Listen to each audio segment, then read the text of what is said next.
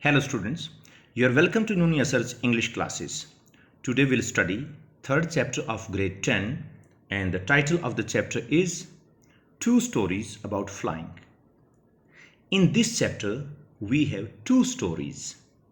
The first story is entitled His First Flight, which is written by Liam O'Flaherty. In this video we'll study about the author. We'll see the explanation of the chapter, the theme it revolves around, and the message it gives out. So first of all, we'll see the life of the author. He was born in 1896 and died in 1984. Liam O'Flaherty was a major Irish novelist, a short story writer, and he must be ranked as one of the foremost socialist writers in the first part of 20th century, especially because of his writing about the common people's experience and from their perspective from the perspective and the outlook and point of view of those common people. Now we'll see the story of the chapter, The Young Seagull. This young seagull is the central character of this story. He is just alone on his ledge. In this picture you can say this is a big rock which is having its projected part. So this projected part of this rock is known as ledge. This is a place where he and his family members live together. But that day, the day in which the story is set, he is just all alone. Why all alone? Because his siblings had already flown with their parents. Siblings, his brother and sisters. He flapped wings, he fluttered wings, he moved his wings and tried to fly away like his siblings and parents. But he got afraid and he couldn't fly. So his fear held him back on the ledge only. He thought his wings won't support him. He was not confident about his wings because he is young and wings were tender by now. So he was not sure whether he will be able to fly into the sky or not. In case his wings do not support him, so he'll fall down onto the ground. But there was no ground. In front of that ledge, there was a full waving ocean.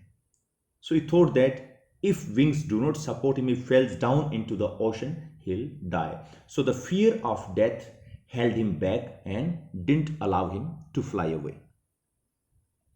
Even when each of his brothers and his little sister, whose wings were far shorter than his own, means his siblings were younger to him in age, ran to the brink. Brink means the edge of that rock. They flapped their wings. They fluttered and moved their wings, and thus they flew away. But when he tried, he failed. He mustered up his courage. Muster up his courage is a phrase which means he tried to bring out his confidence. He tried to collect up his courage to take that plunge, to start that fly, which appeared to him so desperate. But he couldn't do that. He failed in mustering up his courage and taking his first flight. His parents scolded and upbraided him. Upbraided also means they shouted at him. When parents saw that his younger siblings, they started fly, but he was not, that bringing out the dare into play and trying to fly. So they shouted at him, they reprimanded him, they admonished him, they scolded him. But he did not budge. But their scolding and their upbraiding did not impact him the littlest. He could not fly even after being scolded by the parents. His parents and siblings avoided him and left alone. Finally, after doing their best, they decided to leave him all alone, and then they flew away and they went and sat on another rock which was just opposite to their rock where they used to live. He saw his parents training his siblings. Now the parents focused on the other siblings of him, his brothers and sister, younger sister, and they trained them how to fly in different ways. He was looking at every activity and every aspect of the activity being done by the parents and the siblings, but he failed to fly. His parents and siblings taunted on him. They made sarcastic comments on him. They started to tease him different ways because they thought that if we start doing all these things, so psychologically he'll be under pressure and he'll take all these things as a challenge and might start flying away. And they ignored his activities. He tried his level best to attract the attention of parents as well as his siblings, but they did not look towards him the littlest. They continued and they got busy in their own activities. Now it was noontime and he started to feel very hungry. And parents had decided not to give him food that day because they knew unless he was forced, he would never ever fly. So they had already, that made up their mind that he won't be given any food, especially not that much easily as he used to get other days. So when he saw the fish in the claws of his mother, so the sight of the fish in the claws of his mother maddened him for food because it was almost noontime and he had started feeling very hungry. He couldn't fly and catch the fish for himself. He was completely dependent on his parents only. But parents were having different mindset that day. So mother did not catch fish and brought to him. They stayed away and they started eating. Mother was having a fish in her claws and she was tearing the flesh off the fish. The young seagull looked at that sight and his hunger multiplied. He was crying like anything. He was stamping his feet like anything. He was fluttering his wings but was helpless. He got restless to have food. The mother came closer to him. Seeing all these things, mother calculated the situation and she knew that that was the right time. She flew towards the seagull but did not go on the ledge on that rock. She hovered in the air, keeping herself a little away from the ledge. But the seagull was so hungry. He felt that mother was just within the reach of his jump. So he did what? He jumped on the food which was with his mother.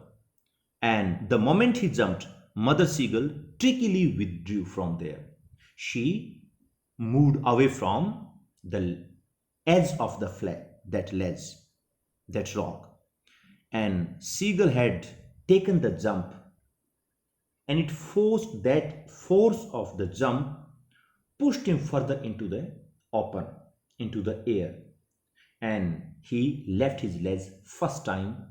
When he left and he fell into the air, he gave a very painful cry, a frightful cry by the way, because it was his first experience and he felt a thrilling sensation in his stomach and body.